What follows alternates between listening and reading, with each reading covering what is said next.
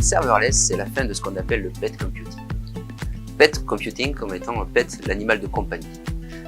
C'est-à-dire que depuis des années et des années, les serveurs, on les installe, on les bichonne, on leur donne des petits noms, on leur met une couverture quand ils ont froid, on les patch, ainsi de suite. Donc on les connaît comme si c'était le chat ou le chien à la maison. Ben, ça c'est fini. Voilà, c'est fini, pourquoi? Parce qu'on a toujours besoin d'accélérer, de livrer plus vite, ainsi de suite.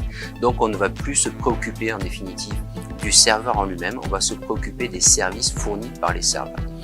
Donc en gros maintenant ce qu'on va consommer c'est du service.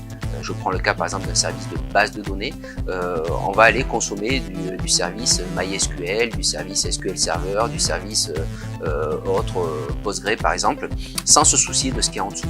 De savoir si en dessous j'ai 1, 2, 3 serveurs, si c'est du cluster, si c'est du 8 CPU, du 64 Go de RAM, bref, on s'en moque. Ce n'est plus notre problème, nous, ce dont on a besoin maintenant, c'est du service. Donc je souscris du service, je fais ma chaîne de connexion et je m'en sers de cette manière-là. Bref, je ne me préoccupe plus du serveur.